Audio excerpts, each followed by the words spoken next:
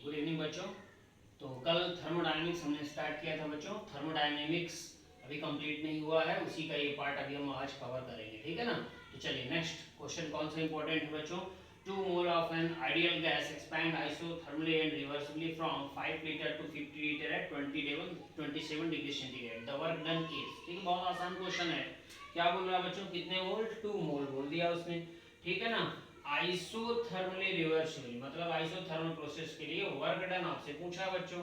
तो isothermal process के लिए वर्क डन का फार्मूला सब बच्चे को याद रहता है, -2.303 nRT log V2 upon V1, ठीक है ना।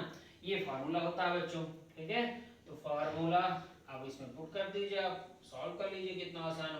-2.303 n कितना है, n मतलब नंबर ऑफ मोल्स कितना देगा बच्चों, 2 दे रखा है। आर की वैल्यू कितनी पुट करनी है, 8.314, राइट। क्यों 8.314 क्यों पुट करनी है बच्चों, क्योंकि यहाँ देखिए जूल में ऑप्शन में दे रखा है, ठीक है। ओके, नेक्स्ट टेम्परेचर कितना रखना है, 27 डिग्री सेंटीग्रेड दे रखा है। केल्विन में रखोगे कितना हो जाएगा बच्चों, 300, ठीक है। लॉग V2 मतलब फाइनल वॉल्यूम कितना है, 50 लीटर। तो 50 अपॉन इनिशियल कितना दे रखा है, 5 लीटर। ये हो गया। इसको सॉल्व कर लीजिए बच्चों फटाफट, ठीक है। जब आप सॉल्व करोगे इसको तो आपके आंसर आएगा -11.5 किलो जूल, ठीक है।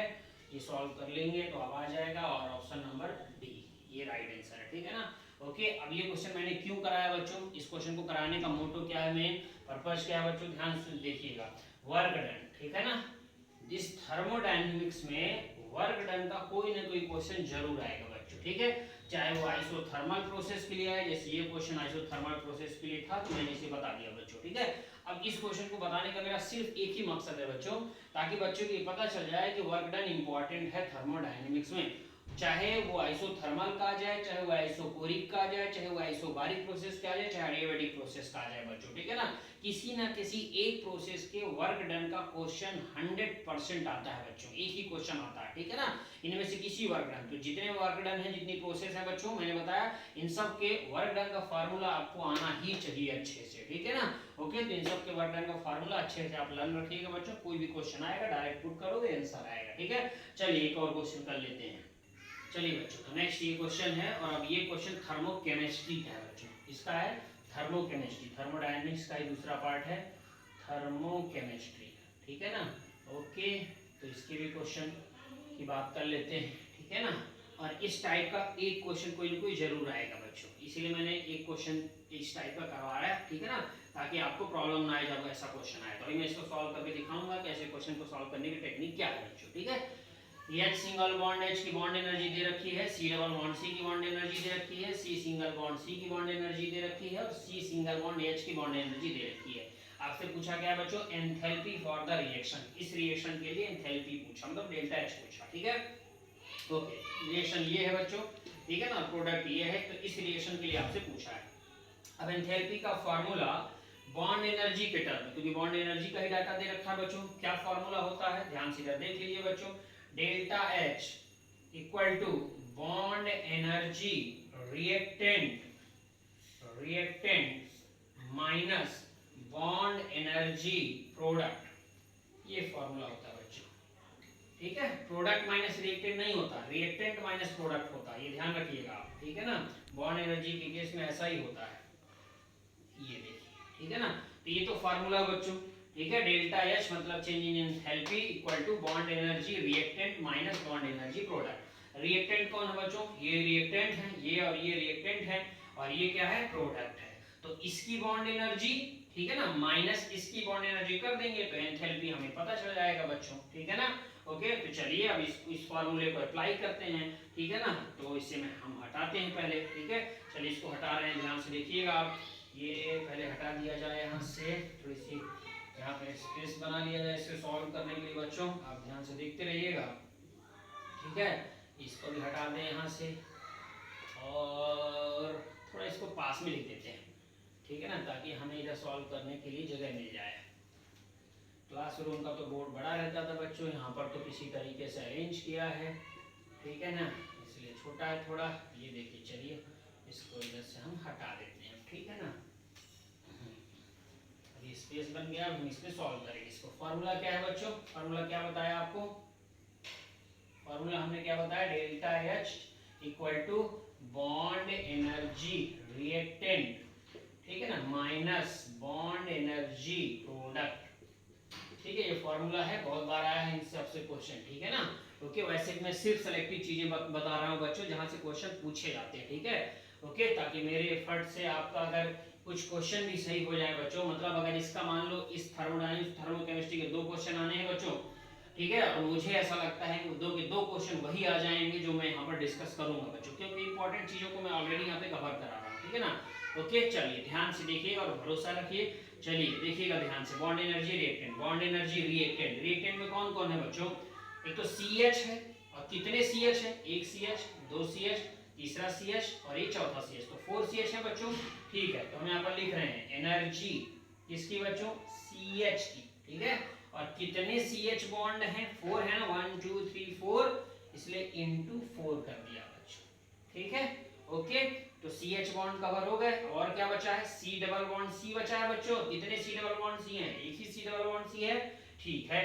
तो प्लस रिएक्टेंट ही है अभी ये, ठीक है ना, तो प्लस हमने क्या कर दिया बच्चों, एनर्जी, E मतलब energy, C double bond C की, ठीक है, और एक ही C डबल बॉन्ड है इसलिए एक ही बार लिखा हमने। ओके, हो गया, इसकी कहानी हो गई बच्चों। अब ये क्या है, H सिंगल बॉन्ड H, ये भी रिएक्टेंट है, तो इसका भी देख लेते हैं। Plus energy of H single bond H, इतना हो गया, ये पूरा पार्ट हो गया रिएक्टेंट बच्चों, इतना हो गया रिएक्टेंट वाला पार्ट, ये हो गया रिएक्टेंट। फिर क्या करना है, minus minus bond energy of product, ठीक है, bond energy of product, product में क्या है बच्चों, CH बॉन्ड कितने हैं, 1 2 3 4 5 6 CH है बच्चों। तो यहाँ पर हम लिख रहे हैं एनर्जी, अब कितने हैं, 6 है, इसलिए इनटू 6 कर दिया इसका, CH बॉन्ड का, ठीक है, बहुत बढ़िया, CH बॉन्ड हो गए। अब क्या बचा बच्चों, C सिंगल बॉन्ड C बच रहा है ना, ठीक है, तो वो भी देख लेते हैं, माइनस, ठीक है, energy of C single bond C।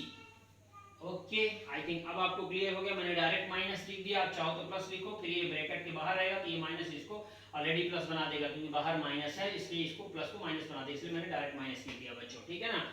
हो गया, तो प्रोडक्ट के बारे में भी हमने जो जो बॉन्ड इन्वॉल्व उसके बारे में लिख दिया बच्चों, रिएक्टेंट में जो जो इन्वॉल्व है लिख दिया हमने, ठीक है। चलिए अब इसको पहले सॉल्व कर लीजिए, अब फटाफट देख लीजिएगा सब लोग बच्चों, देखिए जरा ध्यान से बच्चों, यहाँ पर कितना है 4ECH, और यहाँ कितने हैं 6ECH हैं, तो ये प्लस में है ये माइनस में है बच्चों, तो 6ECH में से 4ECH हटा दिया, कितने ECH बचेंगे, 2ECH बचेंगे बच्चों, और वो भी माइनस में, क्योंकि माइनस की वैल्यू ज्यादा है, तो आप डायरेक्ट चाहो इसको लिख सकते हैं बच्चों, अभी हम लिखेंगे, अभी आप ध्यान से देखते चलिएगा।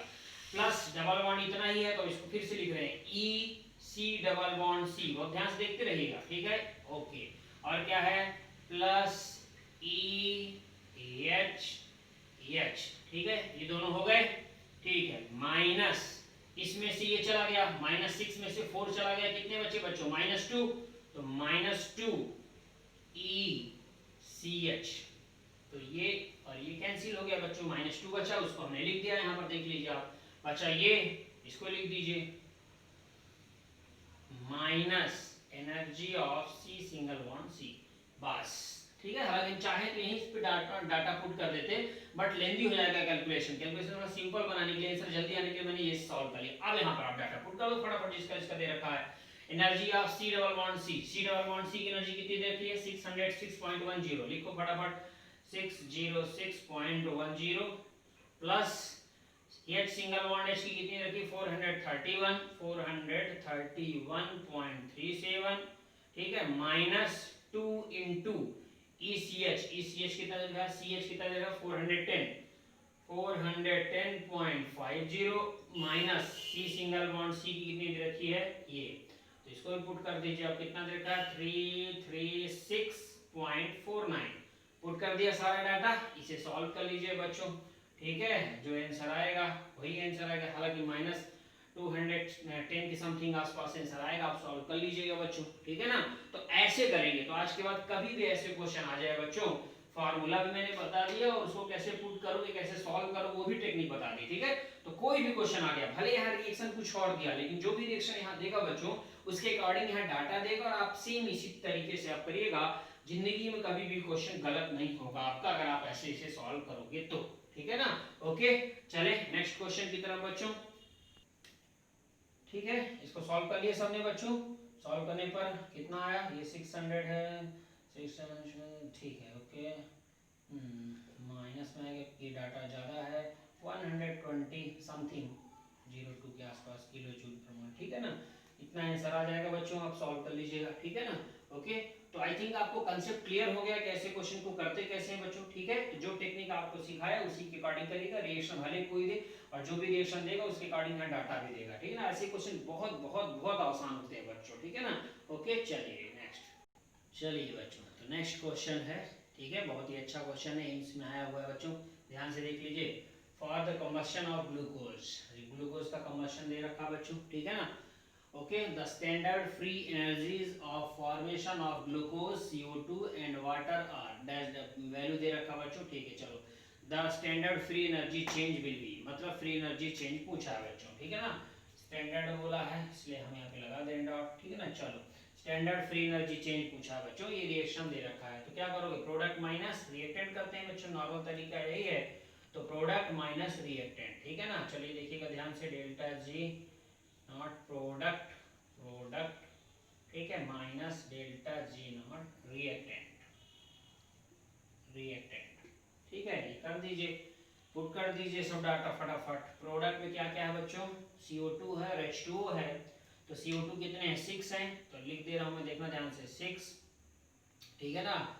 इन 6 क्या है, डेल्टा जी नॉट, है ना, किसका बच्चों, डेल्टा जी नॉट CO2 का है, ठीक है ना। ओके, प्लस क्या दे रखा है बच्चों, 6 डेल्टा जी, 6 है ना, सिर्फ वाटर भी 6 है इसलिए 6 लिख दिया हमने, ठीक है ना। डेल्टा जी किसका, H2O का पुट कर देंगे, ये हो गया प्रोडक्ट का माइनस, ठीक है ना। रिएक्टेंट में क्या है बच्चों, ग्लूकोज है, ठीक है ना, ग्लूकोज एक ही मोल है, इसलिए delta G not glucose C6H12O6 लिख दिया हमने बच्चों, ठीक है ना। ओके, प्रोडक्ट माइनस रिएक्टेंट हो गया, इसको तो लेते नहीं है बच्चों, ठीक है ना।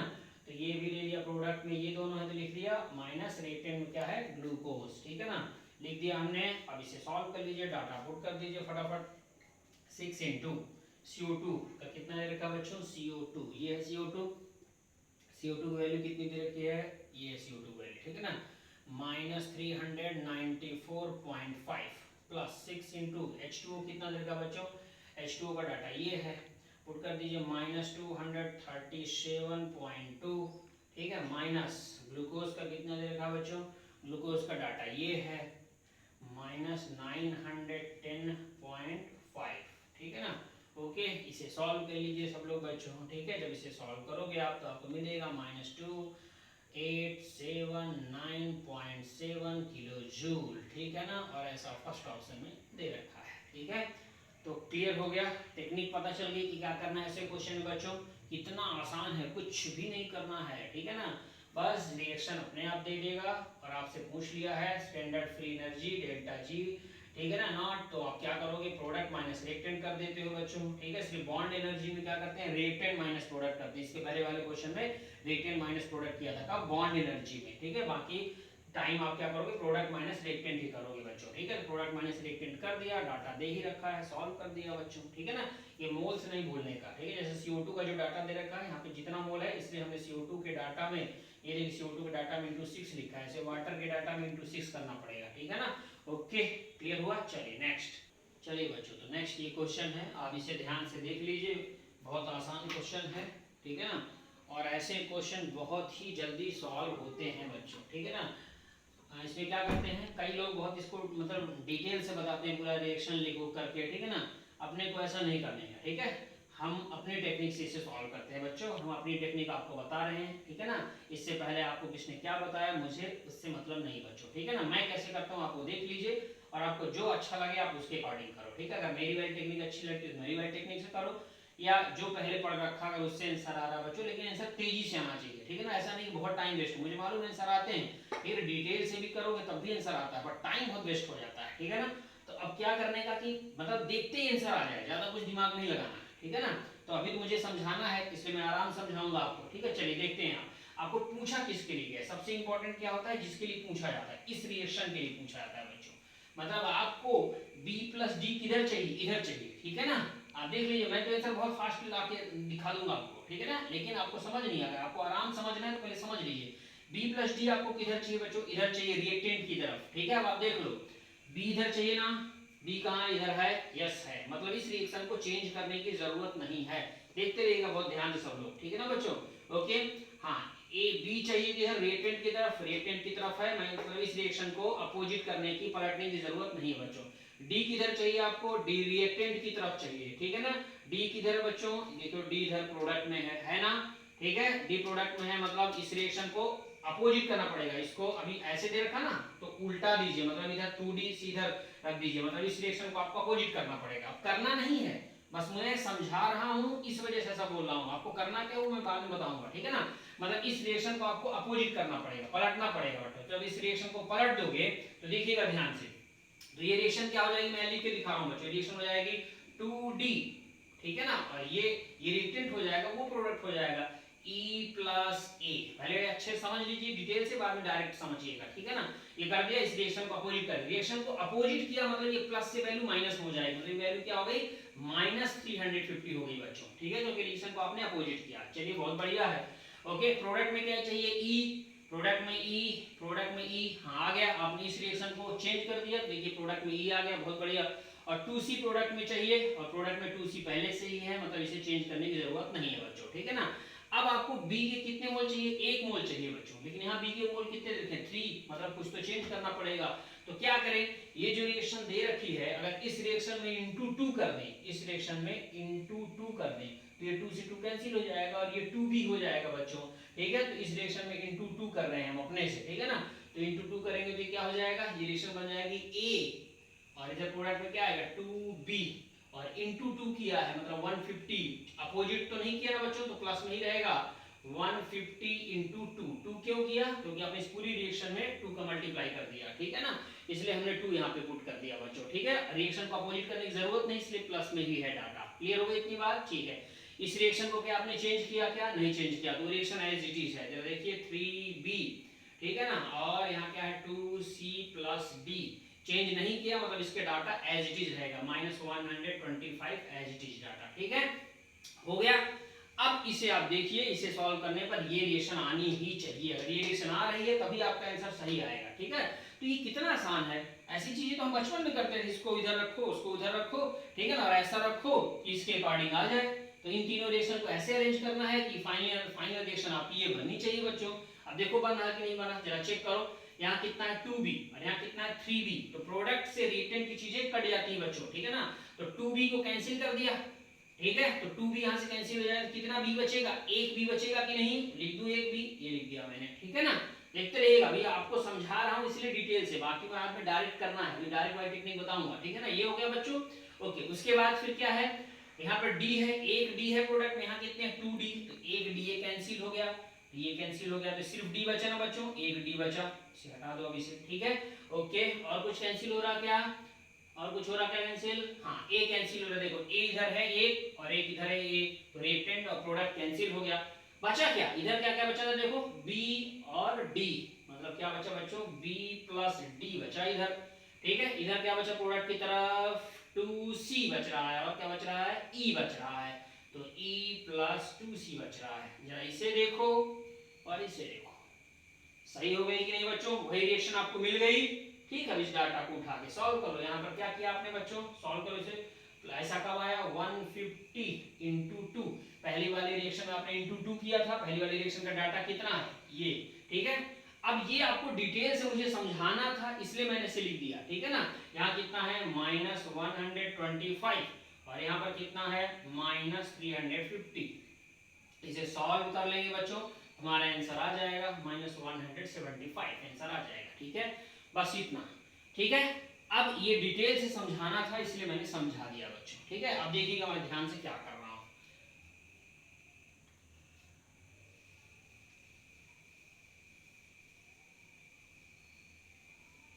हो गया इतना, ठीक है। अब अपने को कुछ नहीं करना, देखते रहेगा ध्यान से। इस रिएक्शन को चेंज नहीं किया क्योंकि बी आपको चाहिए, चेंज नहीं किया, एज इट इज है, ये डाटा एज इट इज है, -125 हमने पुट कर दिया।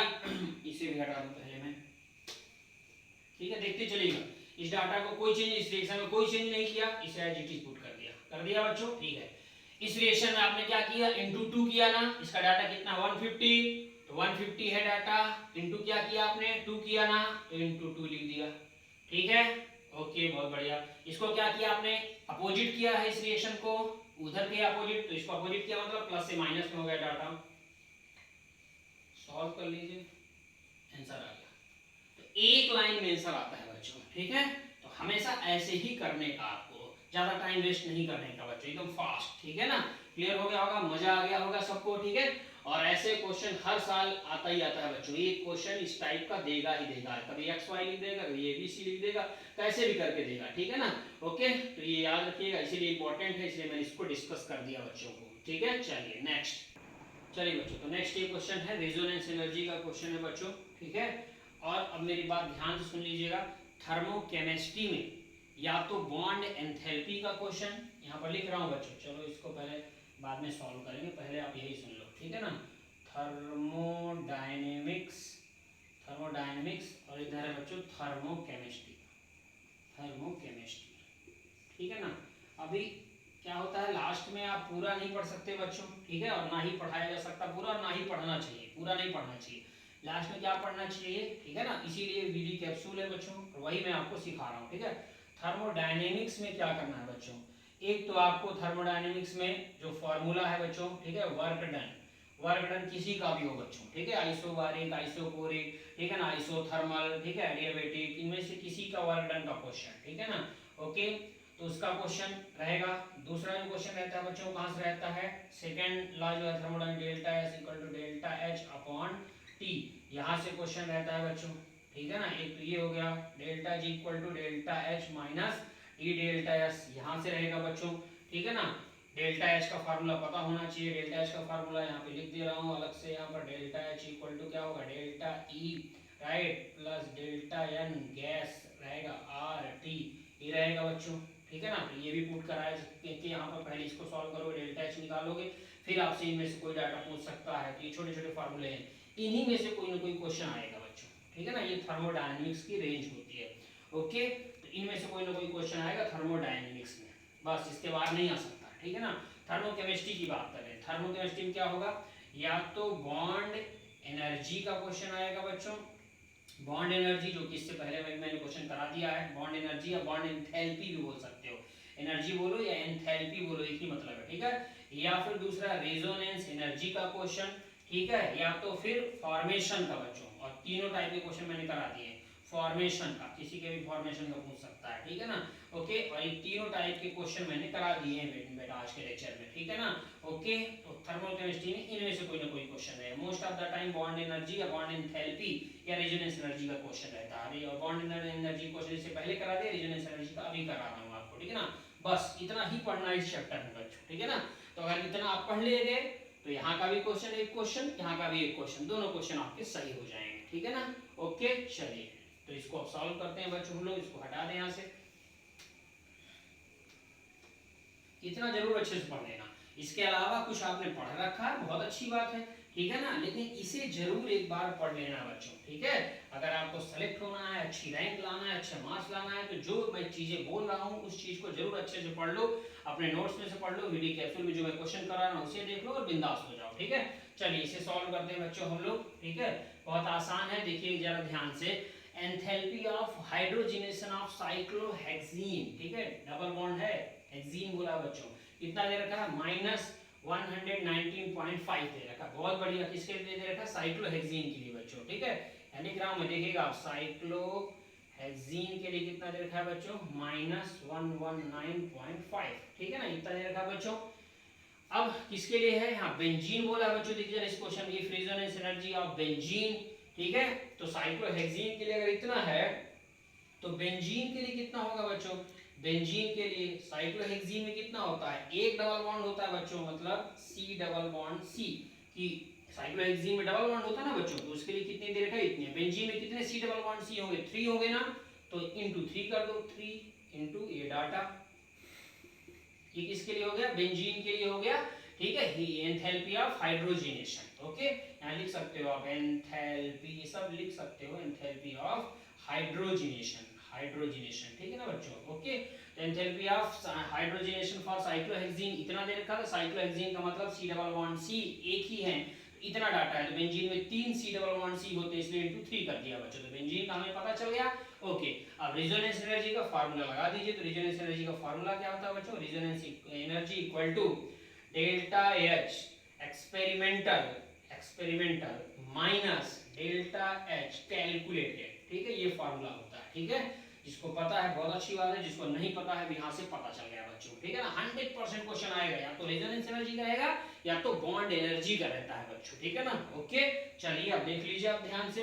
रेजोनेंस एनर्जी का डाटा दे रखा है बच्चों। रेजोनेंस एनर्जी ऑफ बेंजीन कितना दे रखा है बच्चों? -150.4, या पुट कर दीजिए -150.4, ठीक है, बहुत बढ़िया, ठीक है ना। ओके, और enthalpy of hydrogenation for benzene, जो रेजोनेंस एनर्जी बेंजीन का पुट किया है, यहाँ भी बेंजीन का ही डाटा होना चाहिए। तो बेंजीन का डाटा आपने कितना निकाला है बच्चों? ये -119.5 × 3, लिख दीजिए इस डाटा को 3 × -119.5, ठीक है ना। Okay, minus delta H calculate करना है आपको, तो डेल्टा H कैलकुलेट कर लीजिए बच्चों, ठीक है। इसको सॉल्व कर लीजिए आप, इसे सॉल्व कर लीजिए, आंसर आ जाएगा बच्चों। आंसर क्या आएगा? नियर अप्रॉक्स 200 के आसपास आएगा, देख लीजिए आप, ठीक है ना। तो ये फर्स्ट ऑप्शन में दे रखा है बच्चों, सॉल्व हो गया।